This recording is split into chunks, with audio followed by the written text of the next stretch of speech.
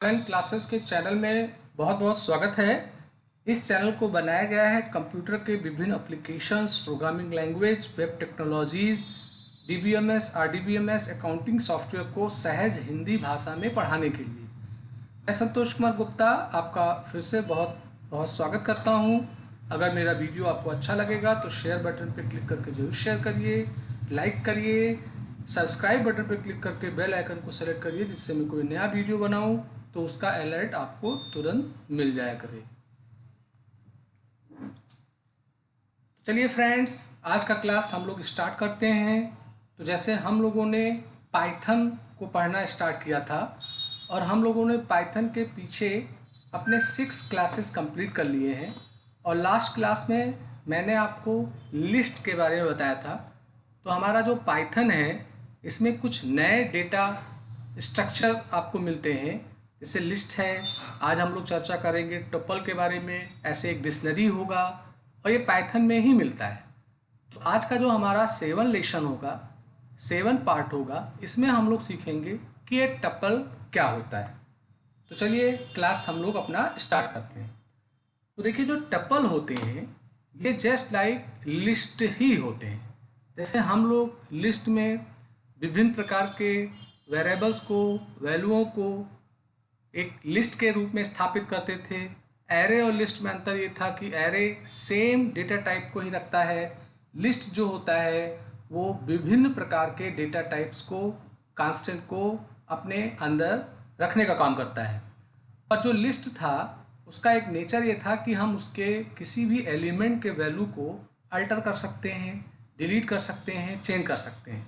पर जो हमारा टपल होता है ये नेचर से इम्यूटेबल होता है, मीन्स इसे आप चेंज नहीं कर सकते हैं। तो टुपल जो होगा ये सिमिलर टू लिस्ट होगा और इसके जो वैल्यू है आप इसके अंदर स्टोर करते हो। लिस्ट में तो हम लोग चेंज कर लेते थे, पर टपल जो है वो नेचर से इम्यूटेबल है। तो यहाँ आपको इजाज़त नहीं मिलती है कि आप इनके वैल्यूओं को, डेटा आइटम्स को चेंज करें।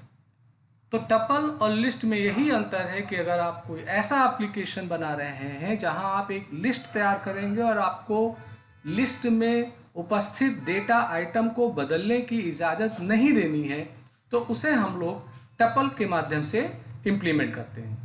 टपल जस्ट लाइक सब कुछ वैसे ही है जैसे लिस्ट में था, बस थोड़ा एक अंतर पाएंगे कि हम लोग लिस्ट में बड़ा वाला ब्रैकेट लगाते थे, यहाँ हम लोग पैरेंथेसिस यानी छोटे वाले ब्रैकेट को लगाने का काम करते हैं।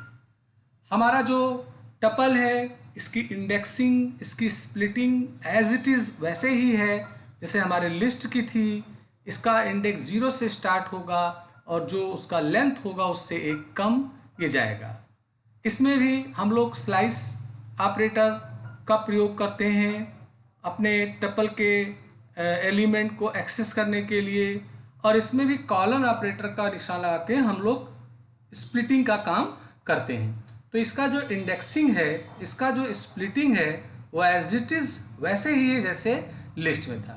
तो अगर आपने लिस्ट को अच्छे से समझा होगा तो टपल को समझने में कोई तकलीफ नहीं होगी। इनका सब कुछ वैसे ही है जैसे लिस्ट का था, बस इसका एक विशेष नेचर होता है कि इसके आइटम को हम चेंज या अल्टर या डिलीट नहीं कर सकते हैं। आप पूरे टपल को तो डिलीट कर सकते हैं पर किसी एलिमेंट विशेष को आप डिलीट या अल्टर नहीं कर पाते हैं। तो यहाँ मैंने आपको इंडेक्सिंग और स्प्लिटिंग के बारे में बताया।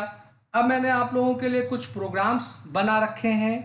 उन प्रोग्राम के माध्यम से मैं आपको इम्प्लीमेंट करूँगा कि हमारे जो टपल्स हैं उनका हम कैसे डिक्लेरेशन करते हैं, कैसे हम उनके मेंबरों को एक्सेस करते हैं। इस बात की चर्चा आपके सामने होने वाली है। तो मैंने यहाँ आपके सामने एक प्रोग्राम ओपन किया हुआ है। मैं थोड़ा इसे जूम कर लेता हूँ। तो अगर आप देखो तो यहाँ पे हुआ क्या है कि मैंने एक टपल बनाया है और इनमें ये 1 2 3 4 5 6 इंटीजर वैल्यू मैंने स्थापित की है। और ये दूसरा प्रोग्राम मेरा खुल गया था, इसमें मैं डिलीट को इम्प्लीमेंट करने के लिए प्रोग्राम बना रखा था। मैं आपको पहला वाला प्रोग्राम दिखाता हूँ जो आपके सामने है। तो यहाँ क्या हो रहा है कि मैं एक टपल बना रहा हूँ। टपल का नाम मैंने टपल 1 लिया है और इसके डेटा मेंबर के रूप में मैंने कुछ इंटीजर्स वैल्यूएं लगाए हुए हैं। तो अगर आप लिस्ट से अंतर करना चाहें तो अंतर यही है कि यहाँ पर ये पैरेंथेसिस लगा हुआ है, वहाँ पे बड़ा ब्रैकेट लगता था। यहाँ मैंने प्रिंट किया है टपल को, तो इससे क्या होगा कि टपल्स के अंदर जितने भी डेटा मेंबर हैं वो सारे के सारे प्रिंट हो जाएंगे। अगर आप चाहते हैं कि हम टपल को इटरेट करें, लूप लगाएं, एक एक इंडेक्स के वैल्यू को एक्सेस करें, तो आप उसके ऊपर लूपिंग भी लगा सकते हैं। तो यहाँ मैंने फॉर लूप लगाया हुआ है। यहाँ मैं टपल के इंडेक्स को भी प्रिंट करना चाहता हूँ, इसलिए सी की वैल्यू 0 ली है और नीचे यहाँ सी की वैल्यू मैंने बढ़ाई है। और आई के माध्यम से जो टपल्स के एलिमेंट्स की वैल्यू है, डेटा है, वो आपको स्क्रीन पे प्रिंट होके मिलेगा। तो अगर आप इस प्रोग्राम को रन करके देखेंगे तो इसका आउटपुट आपको जस्ट लाइक इस तरीके से मिल जाएगा। यहाँ आपको सारे एलिमेंट की वैल्यू प्रिंट होके मिल जा रही है। तो फ्रेंड्स, मैंने इस प्रोग्राम में आपको ये दिखाया कि आप टपल को कैसे डिक्लेयर करते हैं, उनके इंडेक्स को कैसे इस्तेमाल करेंगे, उनके मेंबरों को कैसे एक्सेस करेंगे। इस बात की चर्चा मैंने अपने पहले वाले प्रोग्राम में करी हुई है। अब मैं आपको एक दूसरा प्रोग्राम दिखा रहा हूँ। इस दूसरे वाले प्रोग्राम में मैं टपल्स में डायरेक्ट वैल्यू को इनपुट करना चाहता हूँ। पहले वाले में मैंने क्या किया था कि वैल्यू मैंने निर्धारित कर दी थी। तो यहाँ मैंने इनपुट फंक्शन का प्रयोग करके इनके एलिमेंट की वैल्यू को मैंने मांगा हुआ है। क्योंकि मैं जो वैल्यू इनपुट करूँगा वो नेचर से टपल होगा। तो आप जो भी वैल्यू इनपुट करोगे वो एक सीक्वेंस में दोगे। मान लो आपने 123 दे दिया, तो 123 दिया तो 1 2 3 ये 3 आइटम उसके लिए होंगे। यहाँ इसीलिए टपल लिखा हुआ है। अगर इंटर लिख देता मैं तो वो पूरे इंटीजर वैल्यू आते। तो आप एक साथ एक सीक्वेंस में जो वैल्यू देना चाहते हैं वो वैल्यू दे देंगे। और चूंकि यहाँ इनपुट के पहले टपल लिखा हुआ है तो सारी वैल्यूएं एक एक इंडेक्स में तब्दील हो जाएंगी। यहाँ मैंने टपल को प्रिंट किया है और फिर लूप चला के उसको मैंने यहाँ पे एक एक इंडेक्स को इटरेट करके प्रिंट करने का काम किया है। तो अगर आप इस प्रोग्राम को रन करेंगे तो यहाँ पे देख पा रहे होंगे लिख के आ रहा है इंटर द टपल एलिमेंट्स। तो आपको जो भी वैल्यूएं देनी है ऐसे एक सीक्वेंस में दे देना है। अब चूंकि मैंने इनपुट के पहले टपल लगाया हुआ था तो देखिए ये टपल में सारी वैल्यू तब्दील हो गई है और फिर एक एक वैल्यू इंडेक्स से हमने जो फॉर लूप लगाया था उसके मदद से ये प्रिंट होके आपके सामने आ रही है। तो ये एक दूसरा प्रोग्राम था जिसमें मैंने आपको ये दिखाया कि कैसे आप टपल में वैल्यू को इनपुट करा के एक्सेस करेंगे। इस बात की चर्चा मैंने की है। अब जैसे मैंने आपको बताया था कि टपल का जो नेचर होता है, हम इसके वैल्यूओं को ना बदल सकते हैं, माने अल्टर कर सकते हैं, ना डेल कर सकते हैं। तो अगर आप देखो तो यहाँ मैंने टपल एक बनाया हुआ है, मैंने टपल को प्रिंट किया है। अब मैं कोशिश कर रहा हूँ कि डेल एक कीवर्ड था जो लिस्ट में आया था, तो मैं डेल कीवर्ड से टपल 0 वाले इंडेक्स को डिलीट करना चाहता हूँ। तो इस लाइन पे हमारा इंटरप्रेटर एरर दे देगा। फिर मैं यहाँ प्रिंट कर रहा हूँ कि अगर डिलीट हो तो उसके बाद क्या है वो हो जाए। फिर यहाँ पूरे टपल को मैं डिस्ट्रॉय कर रहा हूँ, फिर उसको प्रिंट कर रहा हूँ। तो चूंकि इस लाइन पे डेल वाले लाइन पे इंडेक्स जो एक एलिमेंट डिलीट हो रहा है, यहाँ एरर आ जाएगा, इसलिए प्रोग्राम का फिलहाल हमें कोई आउटपुट नहीं मिल पाएगा। तो मैं अगर इस प्रोग्राम को रन करूँ तो देखो आप यहाँ सीधे सीधे लिख के आ रहा है कि tuple object does not support item deletion. वहीं अगर आप लिस्ट की बात करिए तो बड़ी आसानी से हम लोग उसके वैल्यू को डिलीट कर लेते थे। तो यहाँ वाला जो ये डेल वाला है, इस लाइन के आगे मैं कमेंट का सिंबल लगा देता हूँ, या इसे आप हटा ही सकते हैं। तो अब मैंने इसे हटा दिया तो इसका मतलब जो मैंने टपल में वैल्यू इनिशियलाइज करी थी वो प्रिंट हो जाएंगी पूरी की पूरी।